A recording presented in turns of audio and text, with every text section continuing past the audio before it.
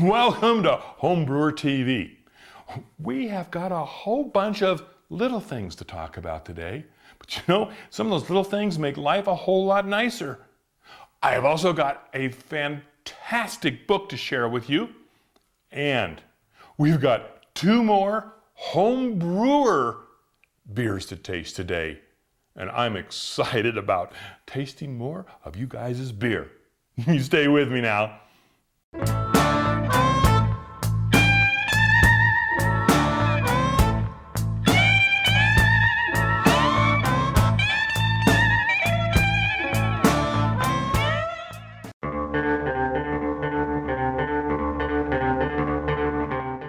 Today I want to talk about some of the little things that make brewing much more enjoyable.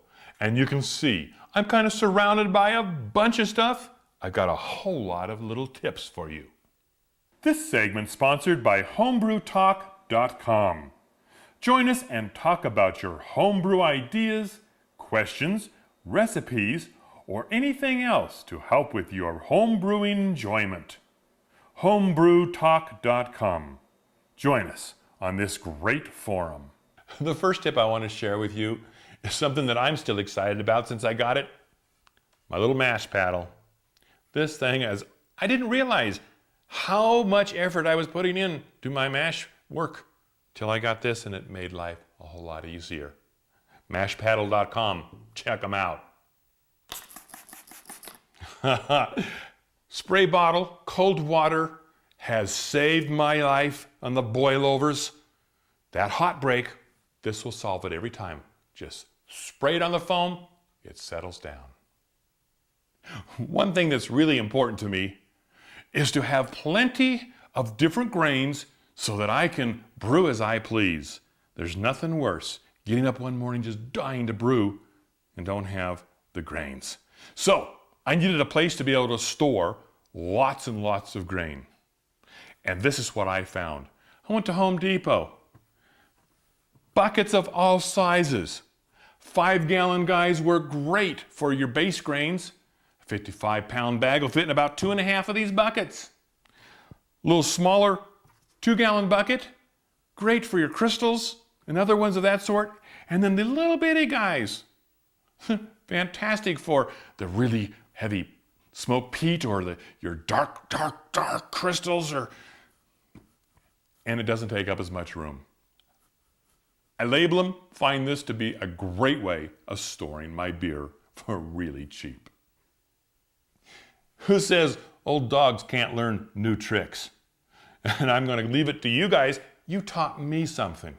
Long ago, I was told when I did my yeast starters, throw in my fermentation lock and do my yeast starter on my stir pad.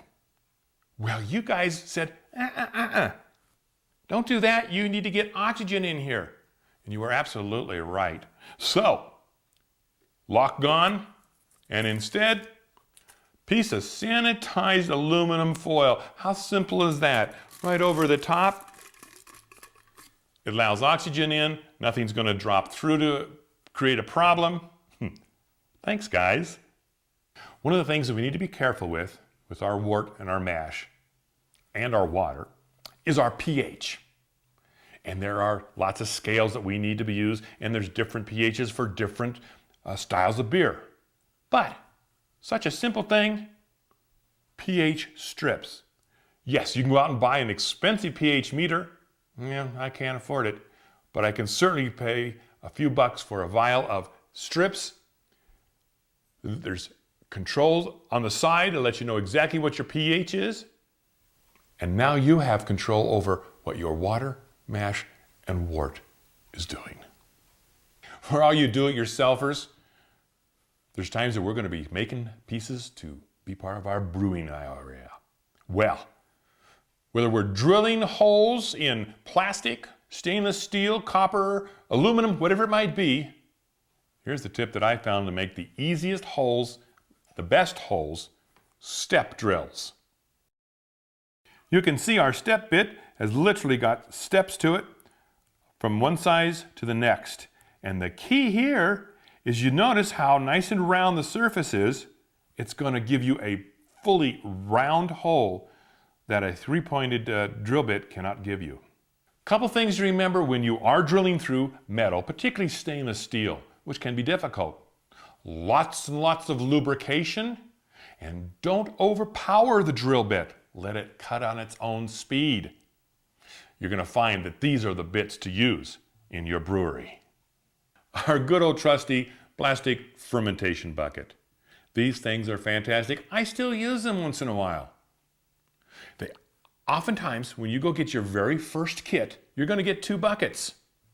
You've got your fermentation bucket, and you've got what they call a bottling bucket.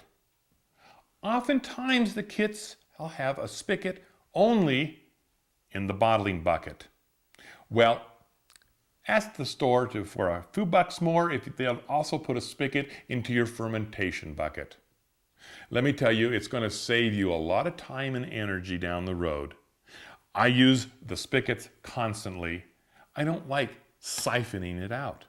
This just works so much better. I've been called lazy by too many of my friends that are into home brewing, and I will admit, if I can find an easier way of doing something, I'm going to try and find it. Okay, I'm lazy.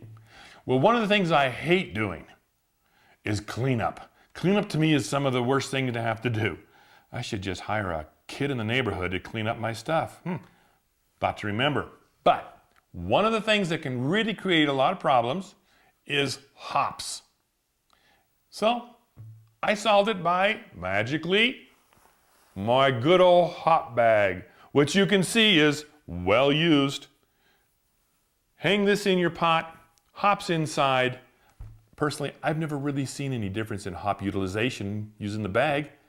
And one thing is great is when I am done with my boil, out comes the hop bag with the hops, and now I can dump it. And my wort is a lot cleaner to go through my plate chiller. There is nothing worse than freshly filling some kegs with your beer that's just out of your fermenter, pressurizing those, and realizing you have slight little leaks. They may be leaks that you don't even know exist until you go back to it and realize they're no longer pressurized. Well, it's the rubber components in your kegs, and they all need to be lubricated. Well, one of the intelligent people on the forum was talking about how expensive the food grade lubrications can be.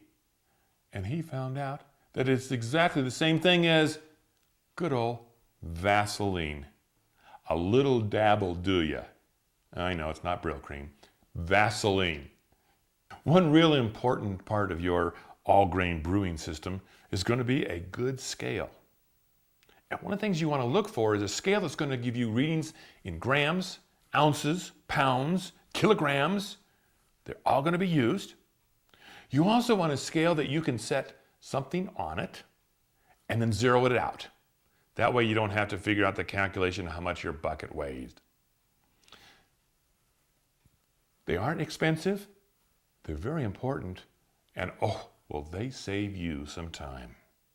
Oftentimes, the quantity of hops that I might be adding to a brew might be 1.2 ounces, 2.8 ounces. In other words, they're not an exact ounce. So I measure them out. So I buy hops in larger quantities. Well, I find when measuring them out on the scale, simple paper cups work fantastic as a measuring holder. And they are really inexpensive. I hope you guys are been catching Brewmasters. I think it's a great show. I think Sam's doing a great job. And my goodness, to have a beer show for us to watch, how fantastic is that? Well, I've learned some things. Yeah, I know, teach an old dog new tricks. Yeah, you still can. I've learned some things from the show. And one of them that I have found and that I'm having a ball with is coming up with ideas for different ingredients that you never would have thought of. Yes, I know, it's kind of like Sam's idea, but I'm going to steal it and run with it. So one of the things that I thought we might talk about is I make a little tea out of whatever flavors I want to try, and then I try them in a particular style of beer that I think I might want to brew. And it gives me an idea of what is it going to taste like? Is it going to be good or is it going to be horrible? And that way, I'm not wasting a whole bunch of beer. Well, we've seen it on the show, so why not use it? Obviously, it works for Sam. If it works for him, it's got to work for me. No, I guess he's a little younger than I am, just a little. So, this is my little suggestion is grab ideas from other people and give them a try. Let's see, we'll try this much. Probably even more fun to do with a bunch of friends around. Interesting. If I want to learn some more things, are the forums. These are just great places. And there's a whole bunch of them on the internet. You'll find them, join them, get involved, and you will learn so much. And it's fun, just sharing what we know about beer with the entire rest of the homebrew fraternity. Thanks for being with me. Had a good time with all our little things to do today.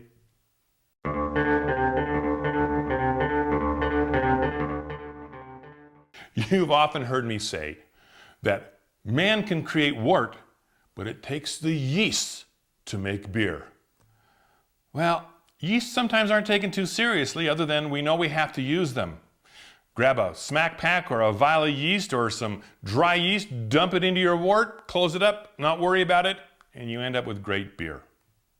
But if you want to really get into a whole lot more about yeast, propagating your own, what the different flavors, the whole gamut, you need this book. This is fabulous. Yeast. And it's simply by Chris White, who owns White Labs. They make a lot of great yeasts. And Jamil Zanishev. And we all know who Jamil is. He has a great radio show on home brewing, and he also is well known for his expertise in the fields. Well, let me tell you, this book has really been a treat for me to read anyway. There was times I felt like I was back in college. Some of the technical aspects and Krebs cycle and some of the other aspects of what happens to the yeast and the yeast cells and all that goes on. But it also has fantastic parts about what off flavors different yeasts will create that we might want in our beers. It's even got a section on if we have bad flavors, what has happened? Help us figure out what went wrong. It goes through a gamut of things. Talks about fermentation, talks about yeast starters, talks about caring for your yeast, harvesting your yeast, washing your yeast. Oh, and let me tell you, yeast. It even has a section on setting up your own yeast laboratory. Now, I think that's a pretty cool section. So, if you really want to get in depth into yeast, this is the book for you.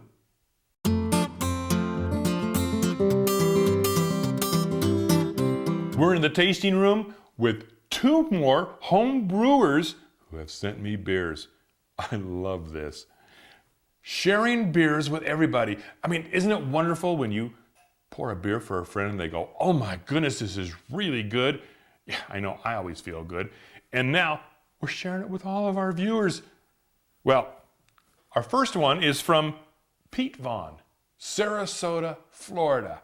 And he sent us his holiday special porter, which he said he, for the first time, has wandered off the normal path he takes, and he's added some cinnamon, allspice, ginger, and some cloves. Well, looks like Pete's been brewing for about 6 years, so let's just try Pete's, and let's see if I can keep it from exploding like last time. Oh, good.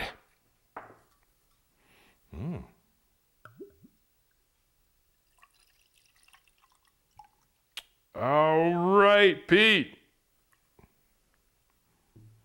I'm going to initially say it's a little undercarbonated, but that's such an easy thing to fix. Oh, I can smell the spices you added to it. And for me, oh, this is a lovely looking porter. Hey, Pete, let's give it a try.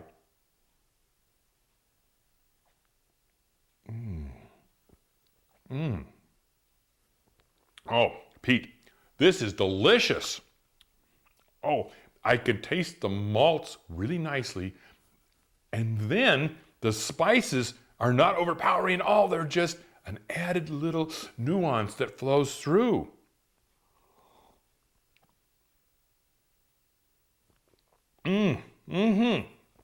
All right, I really liked your beer, Pete. I think if I was going to complain about something, it'd only be the carbonation. Just needs to be a little more. So add a little more sugar when you're doing your bottling. You're going to be set. This is delicious, and I'm sure you've got a bunch of friends who are enjoying it this season. All right. Our next one, and it puts a smile on my face because Heath Brown sent me an email wanting to send me a beer, and of course I sent back, please. Well, this is his first ever brew. And I guarantee you I wasn't brave enough to send in my first ever brew to anything. I was scared to share it with friends. Well, but he went even further, and this is what's so fun. Check out that label. He tells me that his first brew, he wanted to share it with his friends and family through the holidays, and he ended up doing some cool labels, and I have to say, I love the labels. H.G. Brown's. Well, this is a Northern Brown Ale, and Heath, we're going to give it a try.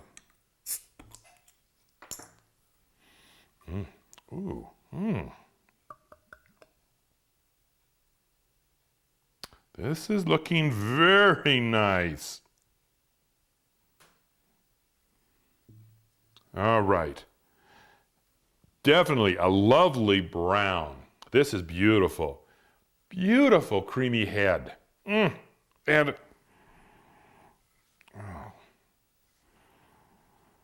the aroma is wonderful. Well, now for the big taste. Are you ready, Heath? Oh, before I do that, he wrote, I can't hurt his feelings if I say it's horrible. In fact, he's already told me that he doesn't think it's really great. He doesn't like how hoppy it is. Hey guys, don't tell me anything about it until I taste it. And from the smell, I'm going to have a hard time saying this is horrible.